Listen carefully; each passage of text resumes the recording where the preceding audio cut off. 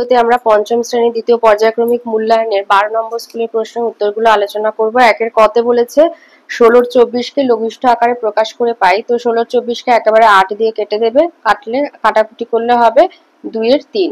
খ দিয়েছে 54 7 কে মিশ্র ভগ্নাংশে পরিণত করলে হবে 7 পূর্ণ 5 এর 7।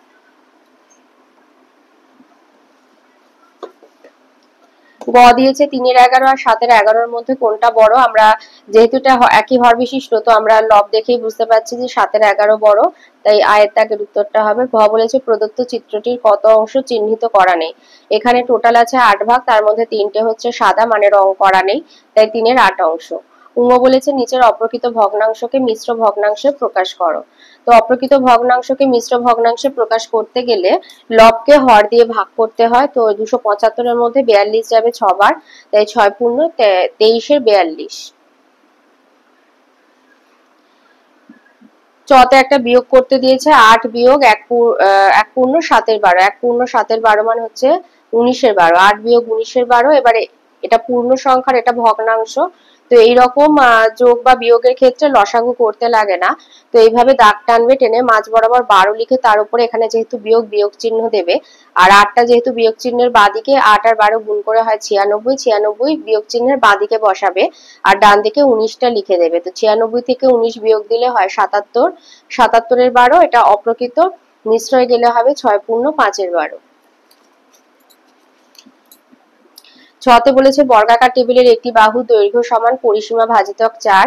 বর্গিনজতে সরল করতে বলেছে 2 বিয়োগ 15 ভাগ 3। তো 15 কে 3 দিয়ে ভাগ করলে হয় 5, 2 গুণ 5 সমান 10। ঝয় বলেছে কোনটা ঠিক কোনটা ভুল লেখো। তো অয়ের দাগেরটা ঠিক আর আয়ের দাগেরটা ভুল। 2 এর কতে একটা সরল করতে দিয়েছে, তো এখানে যেগুলো মিশ্র আছে সেগুলোকে আগে অপ্রকৃতই নিয়ে যাবে। 5 বিয়োগ, এটা এখান থেকে পাবো 5 এর 3, 4 দুগুণে 8, এখানে পাবো বিয়োগ 9 1 4, আর এখানে হচ্ছে 1 এর 12। তো 5 বিয়োগ 5 এর 3 বিয়োগ করলে পাবো 15 বিয়োগ 5/3 আর বিয়োগ 9 এর 4 যোগ 1 এর 12 লিখে দেবে। তো এখান থেকে পাচ্ছি 10 এর 3। এবার আমি যোগ দুটোকে এক জায়গায় করেছি আর বিয়োগ 9 এর 4 কে আলাদা রেখেছি। তাহলে 3 আর 12 লসাগু হচ্ছে 12।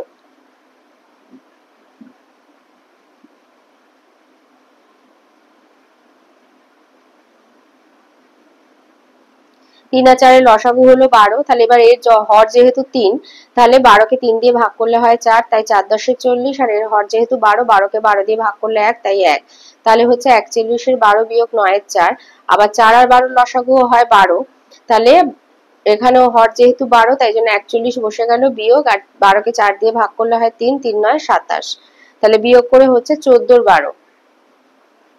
14 এর 12 মানে এটাকে অপ্রকৃত থেকে মিশ্রে নিয়ে গেলে হবে 1 পূর্ণ 2 এর 12, 2 এর 12 লঘিষ্ঠ আকার করলে হবে 1 এর 6। তাহলে 1 পূর্ণ 1 এর 6। অথবাতে অতে একটা যোগ করতে দিয়েছে 2 পূর্ণ 1 এর 5 যোগ 1 পূর্ণ 4 এর 10 যোগ 1 পূর্ণ 1 এর 15। তাহলে এগুলো মিশ্র থেকে অপ্রকৃতই নিয়ে যাবে। তাহলে 2 পূর্ণ 1 এর 5 মানে 5 দুগুণে 10 একে 11 এর 5, 10 একে 10 আর 4 এ 14 এর 10, 15 একে 15, একে 16 এর 15। তাহলে 5 10 15 লসাগু হচ্ছে 30। তাহলে এখানে 30 লিখলাম। এর হর যেহেতু 5, এখান থেকে 5 বাদ দিলে পড়ে থাকে 2 গুণ 3 6, 6 11 66। এর হর যেহেতু 10, 5 আর 2 বাদ দিলে 10 হয়, 5 আর 2 10 হয়, দুটো বাদ দিলে 3, 3 14 42। এর হর যেহেতু 15, 5 আর 3 গুণ করলে 15, 2 16 32। তাহলে 66 42 আর 32 যোগ করলে হয় 140। 140/30, 0 0 কেটে গেলে 14/3, তাহলে 4 পূর্ণ 2 এর 3। আয়ে সরল করতে দিয়েছে 6 এর 7 বিয়োগ 1 এর 14 যোগ 5 এর 7। যেটা প্রথম বন্ধনীর মধ্যে আছে এটা আগে করতে হবে। 14 আর 7 এর লসাগু হচ্ছে 14, 1 যোগ, আর এর হর যেহেতু 7, তাই 5 কে 2 দিয়ে গুণ করেছি 10। তাহলে 6 এর 7 বিয়োগ 11 14। তাহলে 7 আর 14 লসাগু আবার 14। এর হর যেহেতু 7, 14 কে 7 দিয়ে ভাগ করলে 2, 6 দুগুণে 12, 12 বিয়োগ 11/14 সমান 1 এর 14। খতে বলেছে একটি আয়তক্ষেত্রের পরিসীমা 360 মিটার, দৈর্ঘ্য 100 মিটার হলে প্রস্থ কত। তাহলে আয়তক্ষেত্রের পরিসীমা যখন বলে দেবে সেখান থেকে অর্ধ পরিসীমা বার করে নেবে। অর্ধ মানে 2 দিয়ে ভাগ, তো পরিসীমাকে 2 দিয়ে ভাগ করবে, করলে 360 কে 2 দিয়ে ভাগ করলে হয় 180 মিটার। এবার দৈর্ঘ্য বলে দিয়েছে 100 মিটার, তাহলে প্রস্থ হবে 180 বিয়োগ 100 সমান 80 মিটার। অথবাতে বলেছে একটি আয়তক্ষেত্রের পরিসীমা 300 সেমি এবং প্রস্থ 50 সেমি হলে দৈর্ঘ্য কত। এক্ষেত্রেও পরিসীমা থেকে অর্ধ পরিসীমা বার করব, 300 কে 2 দিয়ে ভাগ করলে হয় 150 সেমি, আর প্রস্থ 50 সেমি বলে দিয়েছে, তাহলে দৈর্ঘ্য 150 বিয়োগ 50 সমান 100 সেমি। গতে শূন্যস্থান পূরণ, এটা একটা সমতুল্য ভগ্নাংশ, 9/15, 9/15 লঘিষ্ঠ আকার করলে পাবো 3/5, তাহলে 3কে 6 দিয়ে গুণ করলে 18 হয়, 6×5 = 30, আবার 5কে 9 দিয়ে গুণ করলে 45, 3×9 = 27। অথবাতে গয়ের অথবাতে দিয়েছে ছোট থেকে বড় সাজাও, 3/10, 2/5, 4/7। তো এইভাবে পরপর এইভাবে সাজিয়ে নেবে। এবারে 10, 5 আর 4 লসাগু হচ্ছে 20, 5 দুগুণে 10, 5 একে 5, 4 নেমে গেল, আবার 2 দিয়ে 2 একে 2, 1 নেমে গেল, 2 দুগুণে 4, তাহলে 5 দুগুণে 10, 10 দুগুণে 20। এবার সবগুলোকে একই হর বিশিষ্ট করে নিয়েছি, নিয়ে এবার লবগুলোকে দেখে এইভাবে সাজিয়ে নেবে, ছোট থেকে বড় সাজিয়ে পাই।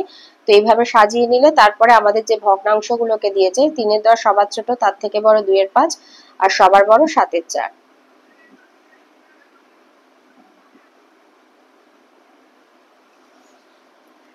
ঘতে দিয়েছে 196 বর্গমিটার ক্ষেত্রফল বিশিষ্ট বর্গক্ষেত্রের একটা বাহুর দৈর্ঘ্য কত।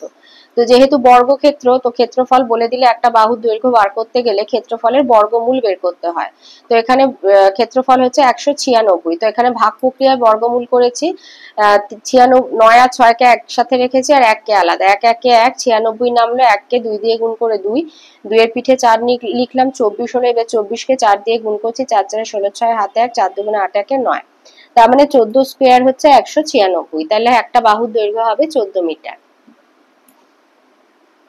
অথবাতে বলেছে ক্যাম্পে প্যারেড করার সময় সৈন্যদের বর্গাকারে সাজানো হলে একটা সারিতে 11 জন সৈন্য দাঁড়িয়েছে, ক্যাম্পে মোট সৈন্য সংখ্যা কত। তাহলে একটা সারিতে 11 জন দাঁড়িয়েছে, ক্যাম্পে মোট সৈন্য সংখ্যা হবে 11 স্কয়ার মানে 121 জন।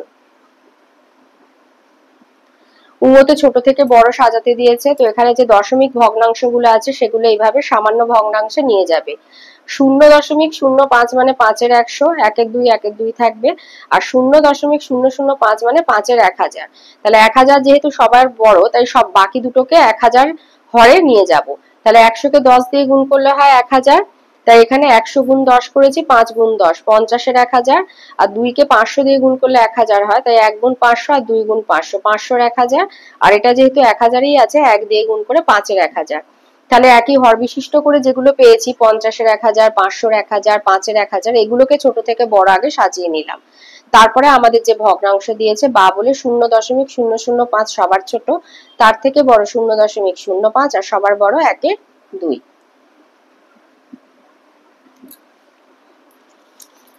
চতে দিয়েছে মৈনাক 2.02 লিখতে গিয়ে 2.002 লিখেছে, সে কত কম বা বেশি লিখেছে।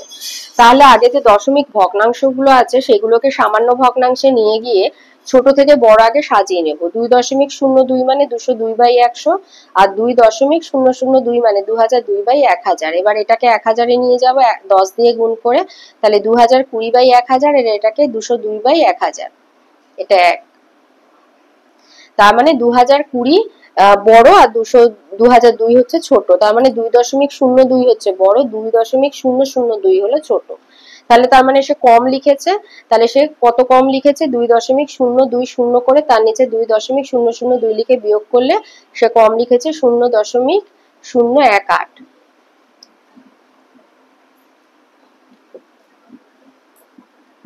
3-এর কত একটা সরল করতে দিয়েছে, তো এখানে প্রথমে রেখা বন্ধনীর কাজটা করব। রেখা বন্ধনীর কাজ করে প্রথম বন্ধনীতে চলে আসলাম, বাকিগুলো লিখে নামিয়ে দেবে।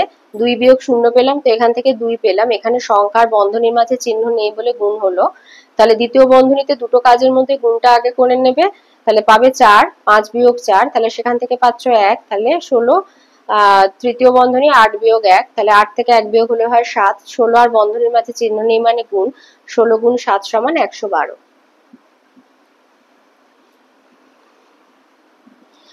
এটা অয়ের দাগের। আয়তে বলেছে দুটো সংখ্যার যোগফল 3/4-15 আর একটা সংখ্যা 1/1-5 হলে অপর সংখ্যাটি কত। তো যোগফল বলে একটা সংখ্যা বলে দিলে যোগফল থেকে সংখ্যাটা বিয়োগ করলেই অপর সংখ্যা পেয়ে যাবে, তাই অপর সংখ্যাটি হলো 3/4-15 বিয়োগ 1/1-15। তাহলে 3/4-15 মানে 3/15 45, আর 4 যোগ করলে হয় 49-15, আর এটা হচ্ছে 5 1 5, 6 15। তাহলে 15 আর 5-এর লসাগু হচ্ছে 15। তো তো যেহেতু এটাও 15 আর এখানেও 15, তাই 49 লিখে বিয়োগ দিলে, আর এর হর যেহেতু 5, 15কে 5 দিয়ে ভাগ করলে হয় 3, বা এই 5টা চেপে ধরবে, এটা দিলে পড়ে থাকছে 3, 3 6 18। তো বিয়োগ করলে হচ্ছে 31 এর 15, মানে 2 পূর্ণ 1 এর 15।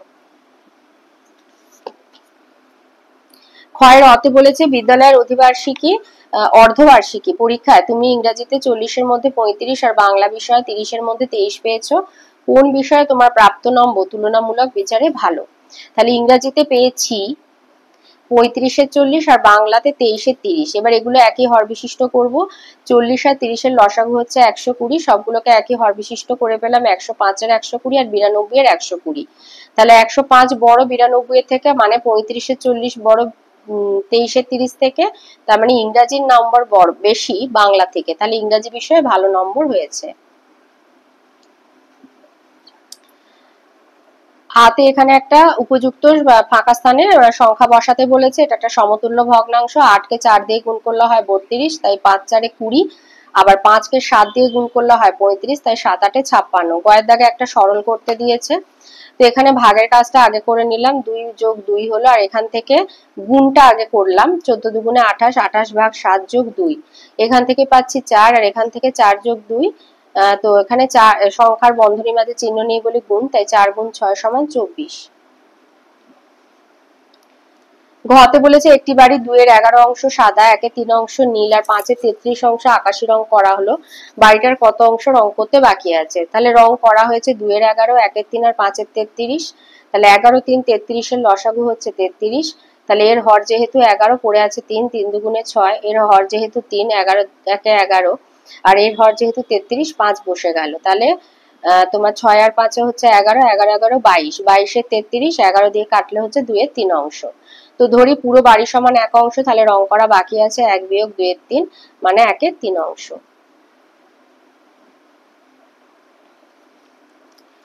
কুয়োতে বলেছে একটি বর্গাকার মাঠের দৈর্ঘ্য 30 মিটার, প্রতি বর্গ মিটার 5 টাকা হিসাবে মাঠটি ত্রিপল দিয়ে ঢাকতে কত খরচ হবে? ত্রিপল দিয়ে ঢাকতে গেলে মাঠকে বা ঘাস বসাতে গেলে মাঠের ক্ষেত্রফল বার করতে হয়। আর এখানে বর্গ মিটার কথাটা দেখেই বুঝতে পারছো যে মাঠের ক্ষেত্রফলটা বার করে হিসাবটা করতে হবে। তাহলে বর্গাকার মাঠের দৈর্ঘ্য 30 মিটার, তাহলে ক্ষেত্রফল 30 স্কোয়ার, মানে 900 বর্গ মিটার। এবার 1 বর্গ মিটারে খরচ হচ্ছে 5 টাকা, তাহলে 900 বর্গ মিটারে খরচ হবে 900 গুণ 5, মানে 4500 বা 4500 টাকা। চতে দিয়েছে চাঁদার সাহায্যে 65 ডিগ্রি কোণ অঙ্কন করে তা চিহ্নিত করো, আর কোণের একক কি? কোণের একক হলো ডিগ্রি।